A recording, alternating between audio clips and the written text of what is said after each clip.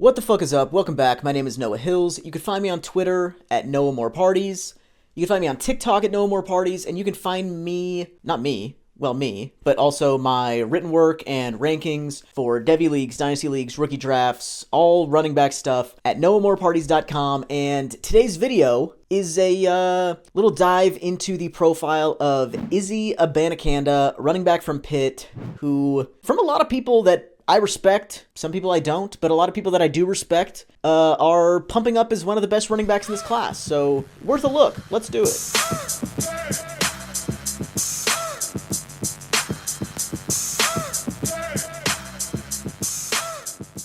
Izzy Abanikanda did not run at the combine, but he is 5'11", 216, and he was productive in college. He led the ACC in rushing last year with like 1,400 yards. He had 250 more than the next closest guy in Will Shipley for Clemson. He had 370 yards more than Sean Tucker had. He had a 43% dominator rating. That's in the 90th percentile for NFL prospects, and it's in the 94th percentile for juniors who go on to be drafted. So, elite production his final season in college, really productive on the ground, and he's an explosive guy. At 216 pounds, Ray Garvin tweeted a while ago, I think in response to Cody Carpentier comping Abanikanda to Melvin Gordon, which is a decent stylistic comp, I think. And Ray said, 210 plus pound running back who will most likely go sub 4.4 in the 40-yard dash. He'll be 20 years old to start his NFL career. There aren't many in this class with as much acceleration and long speed as Izzy has. Completely agree. If Israel Abanikanda runs sub 4.4 at 210 pounds, like Ray G speculates in that tweet, which I think he has a decent chance to do. Sub 4.4 is moving pretty damn fast, but in order to be at least 210, he just has to weigh in like at least 5 pounds, or no more than 5 pounds lighter than what he was listed at Pitt. I think he weighed in at the combine at 216, but regardless, he's probably greater than 210 pounds, so check there. Multiple people have tracked him in the 21 mile an hour range on these long runs in college, whether that's Real Analytics, whether that's ZWK Football on Twitter. He's fast. He's among the fastest running backs in this class, like top speed in the open field, right there with guys like Gibbs and Tucker, Keaton Mitchell, guys like that in the open field. So he is flying. But if he's 210 plus and runs sub 4.4, he'll be the only back since at least 2007, going all the way back to 2007, maybe longer, but he'll be the only running back since at least 2007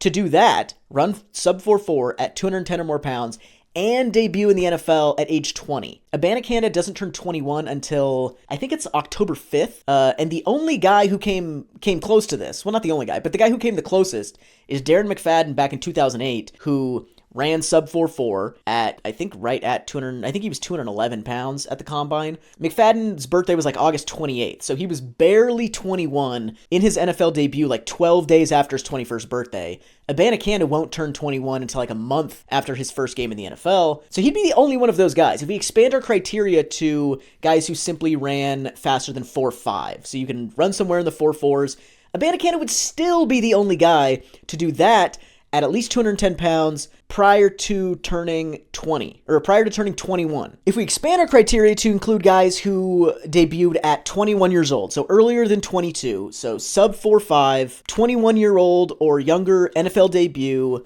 210 plus pounds, Abanikanda would be one of only 20 guys since 2007. So that's barely one guy a year, a little more than one guy per year. And that list of 20 includes 7 first-round picks, 6 second-round picks, and only 3 guys taken after day 2 of the NFL draft. So a combination of size, speed, and youth pretty generally equals significant draft capital in the NFL draft. Among those guys are Zeke Elliott, Saquon, Jonathan Taylor, Bijan Robinson's in that group now, assuming he gets drafted, which I would imagine he will. And maybe Kendre Miller, who's probably at least 210 pounds. I've seen speculation that he's going to be pretty fast. I don't know if he runs sub 4.4, so fringy. But he's also a younger guy. So Saquon, Zeke, JT, Bijan, maybe Kendre Miller, and then a bunch of other guys who were like first and second round picks. Pretty good company for Abanikanda. Young prospects who move like he does at the size he is are just very often successful in the NFL, or at least get drafted highly and then have a lot of opportunity in the NFL. But being big, fast, and young are not sufficient for being successful in the NFL. Sometimes they're necessary, depending on the style of play for each particular player, but those things are not sufficient. You can't simply be big and fast and young and then be a good NFL player, at least to the degree that we care about in fantasy. Like, making an NFL roster is quite a success on its own, and being big, fast, and young will pretty much guarantee that Abanikanda makes an NFL roster or gets drafted at the very least. But in order to be successful to the degree that we care about in fantasy football, where you're, giving us usable weeks or RB2 level production when you get a decent workload, or even earning a decent workload, you also have to be good at football. And Abanikanda is obviously good at football. He was very productive in a Power 5 conference, efficient on the ground, but I'm not convinced that he'll be able to duplicate the kind of success he had in college. Not even necessarily to the same degree, but given his skill set and given his style of play, I think the two things are in conflict a little bit as far as translating his success to the NFL goes. So let's look at his rushing efficiency numbers. He averaged in his college career 1.04 yards per carry greater than the collective other guys at Pitt, which is pretty good. That's a yard per carry more than his teammates. That's in the 71st percentile for NFL prospects.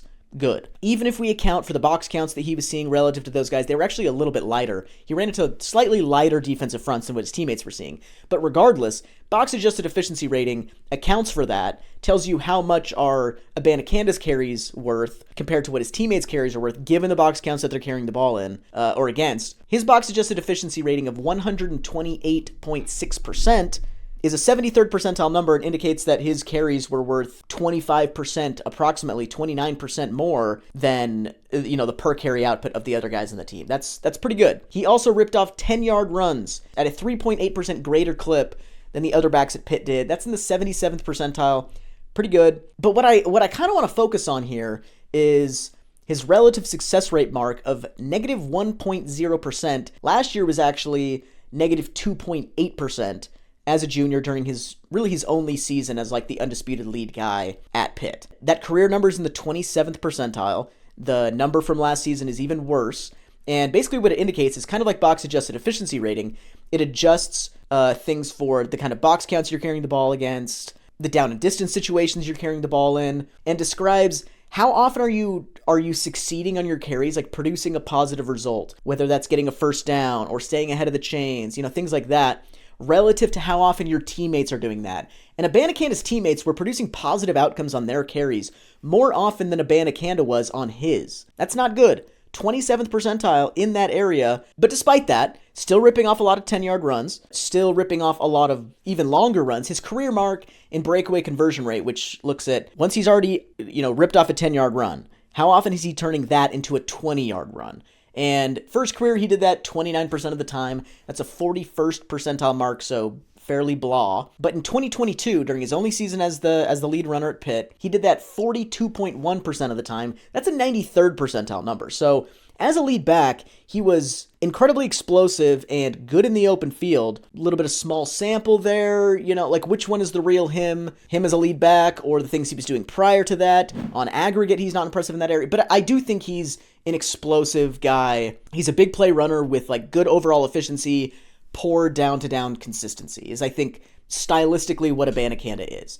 And often what that kind of analytical profile indicates is a guy who is living off of long runs while lacking some like nuanced skill at the line of scrimmage. He's ripping off 10-yard runs at a high rate, extending those runs into the secondary at a high rate, at least last season. But for his career, and especially last season, he's not producing positive outcomes on his carries at a rate good relative to what his teammates are doing, and especially at a rate that's good relative to other high-end running back prospects. And I think those things are backed up by film study. Here are his ranks in my film grades out of 14 guys for whom I've watched like a significant amount of film for. I chart every run that I watch. I grade it either positively, negatively, or neutrally in several like decision-making type categories. So vision, patience, discipline, decisiveness, ability to like manipulate linebackers. And then we can take those play level scores and average them out over the whole sample and see like, okay, on a per carry basis, how often is this guy making mistakes in vision or exhibiting patience positively? Or, things like that. So I divide things up by zone concepts and gap concepts. Gap would be like you're just following a polar to a designed gap. Not always following a polar, but there's a designed gap on the play. You're supposed to go right there. And zone is there are multiple options to choose from. Pick the best one and make something happen. And on zone concepts, out of 14 running backs for whom I've watched and charted a significant amount of runs for, here are Abanacanda's ranks in this class. Vision, 10th out of 14. Patience, 14th out of 14. Discipline, 10th out of 14. Decisiveness, 7th out of 14. Manipulating linebackers, 8th out of 14. Overall score on zone concepts, 8th out of 14. On gap concepts, vision, 10th out of 14. Patience, 13th out of 14. Discipline, 14th out of 14. Decisiveness, 11th out of 14. Manipulating linebackers, 8th out of 14. Overall score on gap runs, 13th out of 14. Below average in every single one of those categories. He's got subpar vision on both gap and zone concepts, and the kind of combination of he's not exhibiting patience appropriately, sometimes being too patient, sometimes not being patient enough. His decisiveness is spotty. His discipline in like turning down, these fool's gold opportunities and, bailing on structure versus just sticking to what he's supposed to do on the play. He's just guessing on the test. Like he doesn't identify the right lanes all the time. And I think because he's not good at that, he's often like unsure at the line of scrimmage and is kind of, apprehensive or the other extreme where he's like being too decisive when he's just guessing on the test. He doesn't have a good plan at the line of scrimmage, and it results in like really wonky play-to-play results where he's either just trying to go way too fast, way too soon, or he's waiting in the backfield way too long. It's not a consistent issue. It's just issues all over the place. He can take advantage when things all come together on really well-blocked plays because he is able to just, see it, plant, and go. And at that point, he's explosive and has good long speed. But he doesn't produce reliably otherwise. And even when he is able to see it and go, the other major problem in his game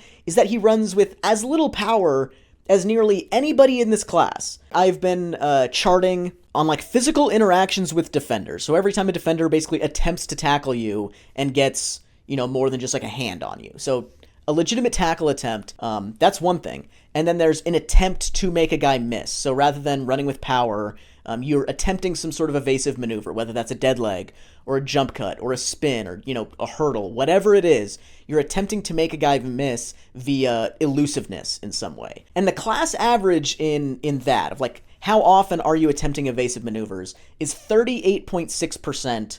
That's the average for the class. So on 38.6% of the class's collective, interactions with defenders, they're attempting to make guys miss just under 40% of the time. Abanikanda attempts to make guys miss 26.9% of the time. That's the 12th out of 14 in this class, which isn't necessarily a bad thing. Like, it's not a bad thing to not try to make people miss. Sometimes it's a bad thing to try to, like Tank Bigsby tries to make people miss all the time, way too often, in my opinion. Abanikanda doesn't do it very often, which isn't necessarily bad. It's just kind of a stylistic thing. But if you're not trying to make people miss, you better be running with some power because you have to work through the contact, work through the attempted tackles somehow. And the other four guys, there are only four guys in this class who attempt to make defenders miss less than 30% of the time. Abanikanda is one of them.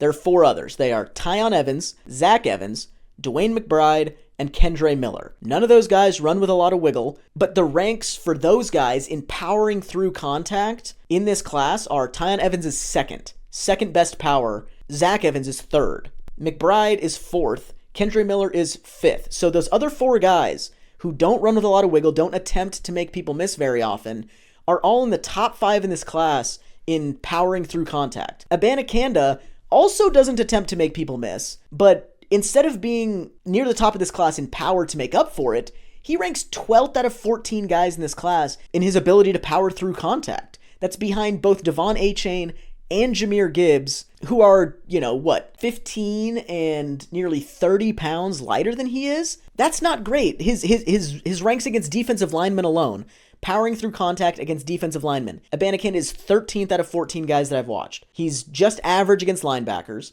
And he's 12th out of 14 against defensive backs. And basically what that says to me, if you think about his lack of success versus defensive linemen, he's a guy who doesn't have great vision, inconsistent patience and decisiveness and discipline, all these things that contribute to him being like apprehensive or jumpy, all these inconsistent things in the backfield. If you don't have a good plan in the backfield, if you don't know what you're doing back there, you're going to take more shots from defensive linemen, and you're going to be less prepared to deal with those shots, and so you're not going to have as much power. I think that's one of his issues in the backfield. He's like either a chicken with his head cut off in the backfield, or he's creeping around unsure of what to do. Both of those things are not good for being prepared to deal with contact. And so he's not prepared to deal with contact and is therefore not powerful in dealing with tackle attempts from defensive linemen. He's decent, fairly average against linebackers, because once he gets a head of steam, he can plant and go and get a head of steam against a linebacker. But then once he's against DBs in the open field, where he's also not good at powering through contact, he just doesn't have a lot of tools to fight through contact. And it's not always like I'm taking a straight shot to the chest, I'm breaking that tackle. Sometimes it's as much as like I threw a dead leg to get the guy off balance. He still hit me, but it was less direct contact, and so now I have an easier time breaking through that contact. Abanikanda doesn't have a lot of wiggle, and that contributes to him not having a lot of power in the open field. So the problems in his game kind of compound upon each other to give him some issues. It's just a suboptimal combination of like stylistic factors where you don't have to run with wiggle, but if you don't, you need to be powerful. Abanikanda is neither. You don't have to be super powerful, but you better be like aware and opportunistic at the line of scrimmage. Abanikanda is neither of those things. The other non-powerful guys in this class, the guys who run with a similar level of a lack of play strength as Abanikanda has, are all smaller than him, some of them significantly.